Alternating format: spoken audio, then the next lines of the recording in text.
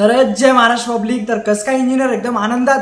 तर भरपूर सारे मुले आता त्यांचे पेपर झालेले असतात, पेपर झाल्यानंतर त्यांना टेन्शन येतं रिझल्टचं, आपला रिझल्ट काय लागणार। तर टेन्शन घ्यायचं नाही, तुम्हाला आधीपासून सांगत आलं टेन्शन घ्यायचं नाही, एकदम आनंदात रिझल्ट बघायचा, जो पण लागेल तो स्वीकारच करावा लागणार, कारण रिझल्ट लागल्यानंतर तुझे जो 2 बॅक राहिले त्यानंतर तू रिझल्ट काही चेंज करू शकतो का? त्यामुळे टेन्शन घेऊ नका, जो पण रिझल्ट लागतो तो आपला चांगलाच लागतो। आणि ज्यांचे बॅक लागले नाही, मी सांगितले ज्यांचे बॅक लागले नाही तो कसला इंजिनियर, ज्यांचे बॅक लागले तो एकदम थाटात इंजिनियर बोलू शकतो। आणि बॅक लागणे म्हणजे काय मोठी गोष्ट नाही, इंजिनिअरिंग मध्ये कॉमन आहे। इंजिनिअरिंग मध्ये बॅक लागणे म्हणजे टेन्शन घ्यायचं नाही, बॅक लागले म्हणजे असं नाही काय, कॉमन इंजिनिअरिंग मध्ये गोष्ट हे लक्षात ठेवायचं। आणि ज्याचे बॅक लागले नाही तो कसला इंजिनियर।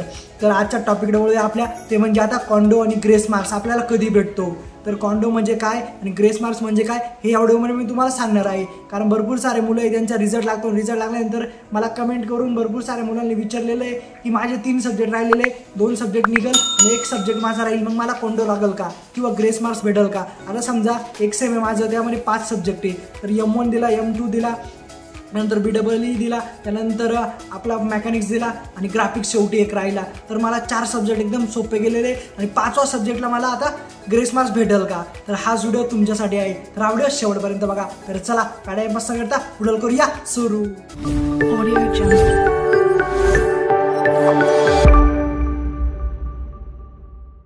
तर एका सेम मध्ये मी 5 सब्जेक्ट दिले आणि 4 सब्जेक्ट मला एकदम सोपे गेलेले, म्हणजे 4 पेपर मी एकदम पासच होणार। पण एक सब्जेक्ट जो असा आहे त्याला मला 21-22 मार्क्स पडेल, तर मला बाकीचे ग्रेस भेटेल किंवा कॉन्डो भेटेल का?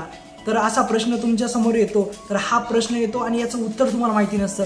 तर मी आज तुम्हाला हे सांगणार आहे की ग्रेस मार्क्स म्हणजे काय असतं आणि कॉन्डो म्हणजे काय असतं, कॉन्डो कधी लागतो आपल्याला आणि ग्रेस मार्क्स कधी भेटतो। तर हा व्हिडिओ तुम्हाला शेवटपर्यंत बघायचा आहे। तर तुम्हाला सगळ्यात पहिले हे माहिती का ग्रेस म्हणजे कसा दिसतो? तर ग्रेस म्हणजे इथं बघू शकता तुम्ही हॅश टाईप, तर हॅश म्हणजे आपला ग्रेस असतो, त्यानंतर कॉन्डो म्हणजे आपला डॉलर टाईप असतो। तर ग्रेस म्हणजे आपल्याला काय असतं माहिती आहे, ग्रेस म्हणजे एक कृपा असते, तर आपल्यावर कृपाच असू शकते ती युनिव्हर्सिटीची। ग्रेस म्हणजे आपल्याला ते मराठीमध्ये त्याला कृपा बोलतात। त्यानंतर कॉन्डो म्हणजे काय, कॉन्डो म्हणजे माफी असते। तर हे लक्षात घ्या, तुम्हाला हे माहिती नव्हतं तर आज तुम्हाला हे समजलं असेल। तर आता फायद्यात बोलूया आपल्या, ग्रेस कधी लागतो आणि कॉन्डो कधी लागतो हे आता बघूया आपण। तर इंजिनिअरिंगमध्ये तुम्हाला माहिती आहे 8 सेमिस्टर असतात, टोटल 8 सेमिस्टर आपल्याला क्रॉस करायचे, त्यानंतर आपल्या एक पर्टिक्युलर डिग्री कंप्लीट होते आणि सर्टिफिकेट आपल्याला भेटतं। पण सर्टिफिकेट भेटल्यानंतर सुद्धा आपल्याला बाहेरून कोर्स करावा लागता। तर हीच तर मजा असते इंजिनिअरिंगमध्ये, हेच लक्ष देत नाही भरपूर जणांच्या।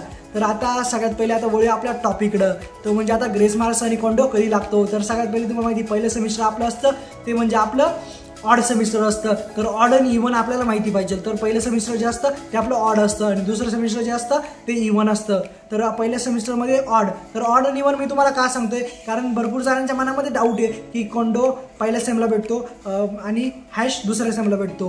तर हॅश पहिल्या सेमला सुद्धा भेटू शकतो आणि दुसऱ्या सेमला सुद्धा भेटू शकतो, हे भरपूर जणांच्या मनामध्ये डाऊट असतं। तर हा डाऊट तुमचा आज क्लिअर होणार आहे। तर ऑड सेमिस्टर म्हणजे काय असतं तुम्हाला सांगतो। ऑड सेमिस्टर म्हणजे आपला कॉन्डो असतो, कॉन्डो जो लागतो आपल्याला तो ऑड सेमिस्टरलाच लागतो, इव्हन सेमिस्टर आपल्याला लागत नाही। आणि जो आपल्याला हॅश लागतो तो आपल्याला इव्हन सेमिस्टरला लागतो, म्हणजे आपलं इव्हन सेमिस्टर म्हणजे दुसरं, चौथं, 6वं आणि 8वं। तर हे लक्षात घ्या, असं कधीच होत नाही तुमचं जे ऑड सेमिस्टर असतं त्याला तुम्हाला ग्रेस लागेल आणि इव्हन सेमिस्टरला तुम्हाला कॉन्डो लागेल, तर असं कधीच होत नाही। डॉलर जो आपल्याला लागतो तो ऑड सेमिस्टरलाच लागतो। इथं माझा रिझल्ट बघू शकता तुम्ही, मला सुद्धा कॉन्डो लागलेला आहे। तर तुम्हाला सांगितलंय डॉलरचं चिन्ह म्हणजे कॉन्डो बोलतात त्याला, तर हे लक्षात घ्या। आणि भरपूर जणांचे हा डाऊट असतो की माझे आता 4 सब्जेक्ट क्लिअर आहे आणि माझा फक्त एकच सब्जेक्ट मला आवड गेलेला आहे, तर तो माझा निघल का? तर आता इथं टॉपिक वळूया। तर तुम्हाला सांगतो तुमचा असं जर असेल तर तुमचा सब्जेक्ट क्लिअर होऊ शकतो, तुम्हाला ग्रेस मार्क्स भेटू शकतो। पण कधी, ज्यावेळेस तुम्हाला आता समजा तुम्हाला आता 40 मार्क्स तुम्हाला माहिती पासिंग आपली असते ती 40ची असते, टोटल 100 पैकी 40।